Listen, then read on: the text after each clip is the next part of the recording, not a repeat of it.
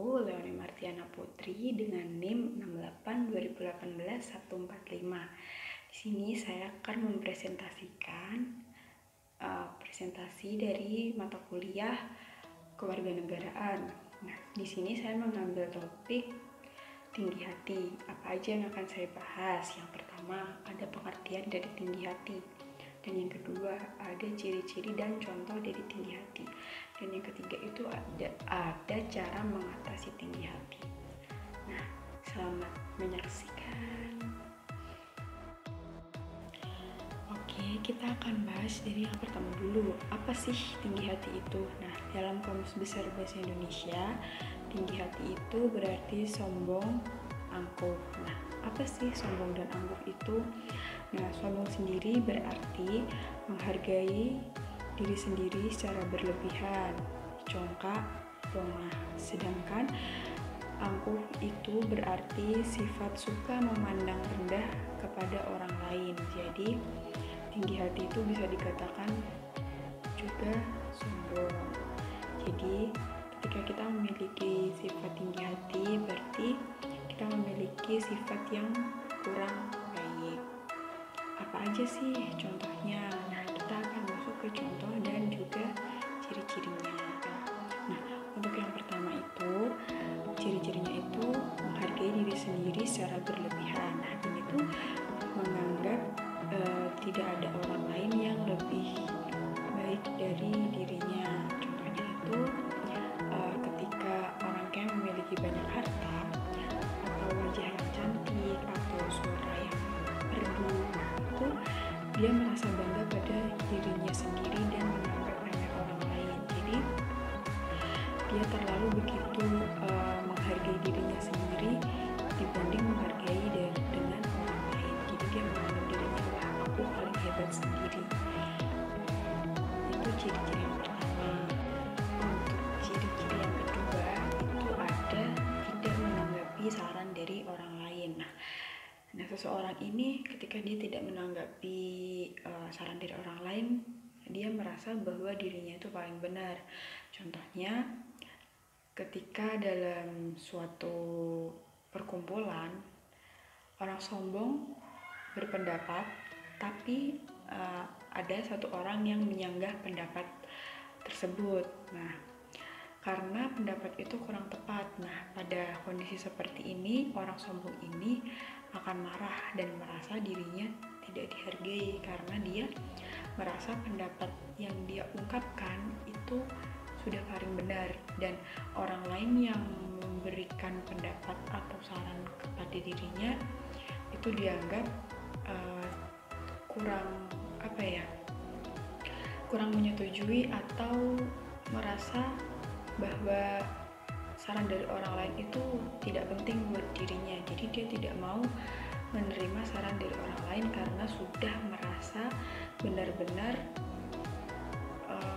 bahwa pendapatnya itu paling tepat, seperti itu. Nah, ciri-ciri ini sering juga kita dapati dalam kehidupan kita sehari-hari.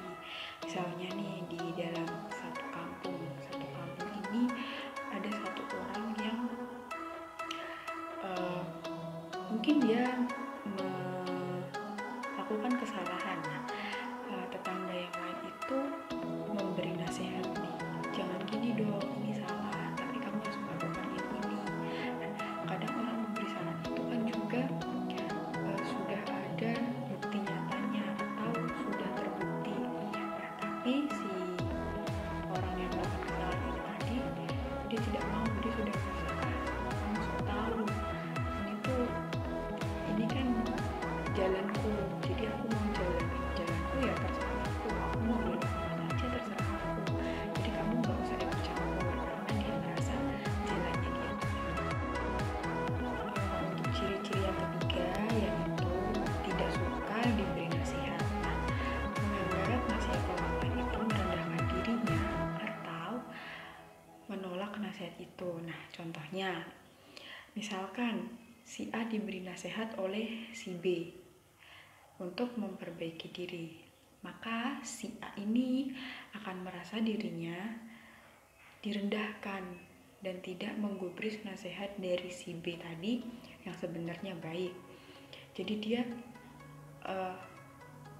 kayak mengiyakan apa yang diberikan apa yang diberi nasihat oleh si B tadi, tapi dia tidak melakukannya, cuma kayak kita dimarahin gitu, kamu gini, tapi kita cuma iya, tapi kita tidak melakukan dan tidak memperbaiki diri. Nah, misalnya tuh seperti itu. Kemudian yang keempat itu suka dengan pujian. Nah, ketika banyak pujian yang datang kepada dirinya, dia tuh akan merasa senang. Nah, contohnya, wah suara kamu merdu ya, wah kamu cantik sekali, wah baju kamu bagus. Nah, dia akan merasa bangga bahwa dirinya itu dipuji orang lain, dan dia akan mencari-cari pujian yang lain ketika bertemu dengan orang yang lain juga. Jadi dia seperti tidak puas dengan adanya pujian dari orang tersebut. Jadi dia akan mencari lagi untuk kepuasan dirinya sendiri.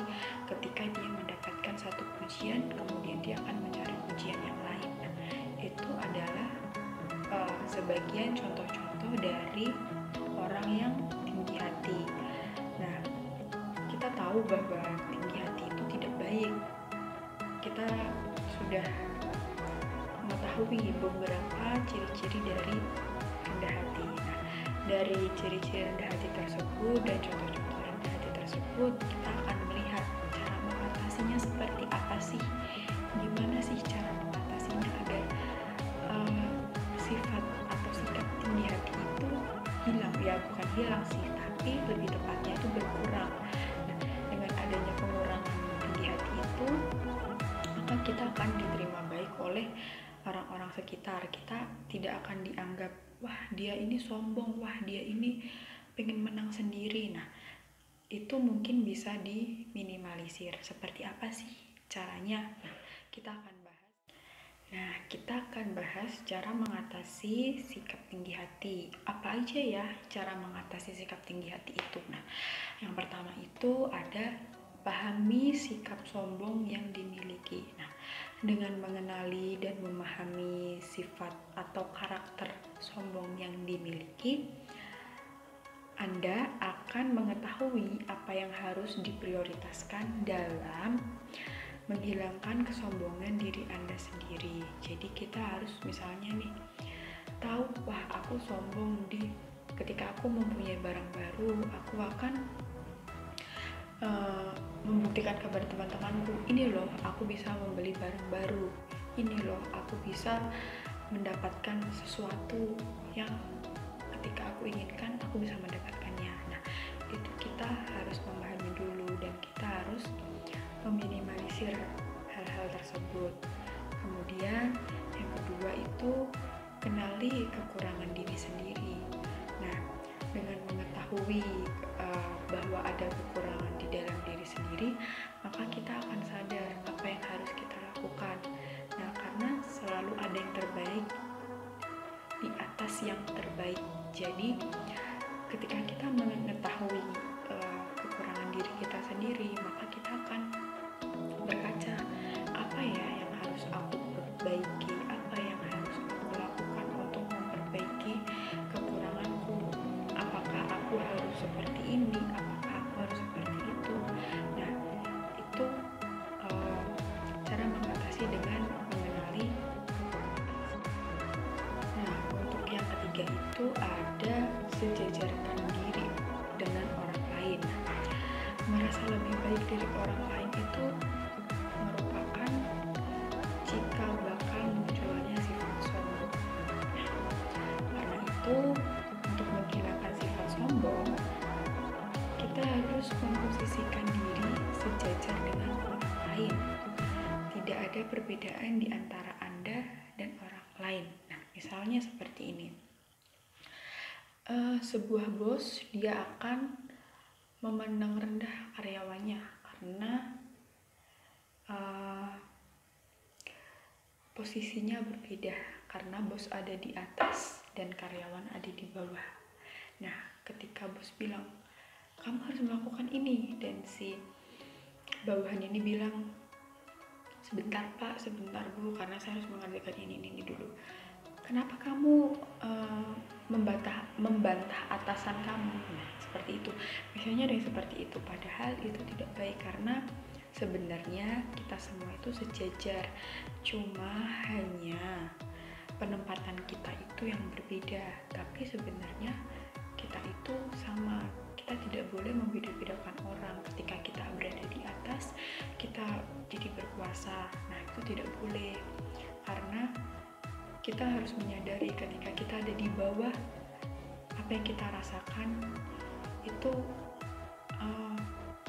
harus memperbaiki perbuatan ketika kita di atas. Jadi ketika kita di atas, kita berpikir, wah dulu aku seperti ini, aku tidak mau seperti ini. Jadi gimana caranya supaya aku tidak menjadi seperti bosku yang dulu.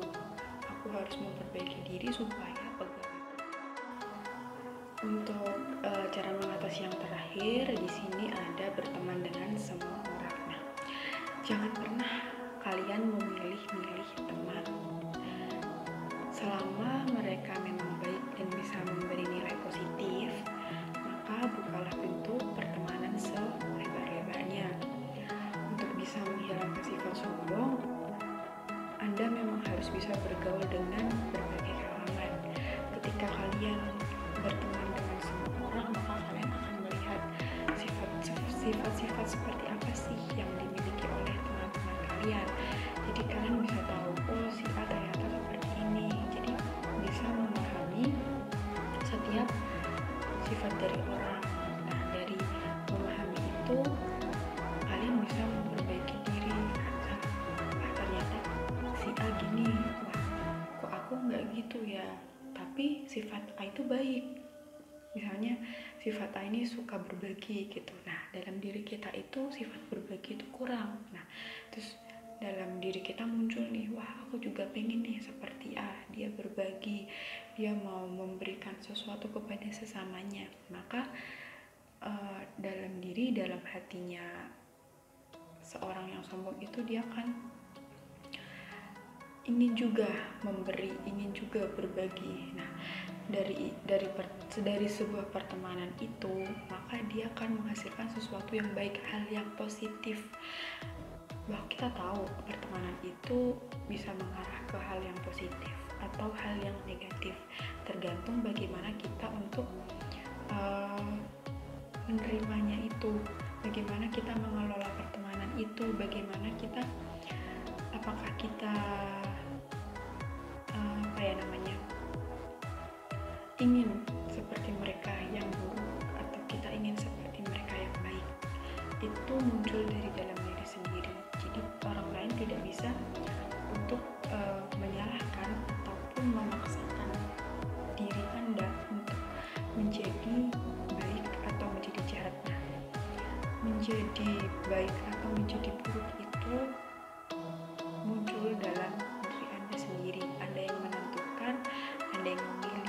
Jadi ketika Anda berteman, silakan Anda memilih mana teman yang baik, mana teman yang buruk, mana teman yang membawa hal positif, mana teman yang membawa hal negatif. Sekian presentasi dari saya. Terima kasih untuk telah menonton video ini. Terima kasih untuk 1 semester ini Bu Ai. Semoga pandemi ini cepat berakhir dan kita segera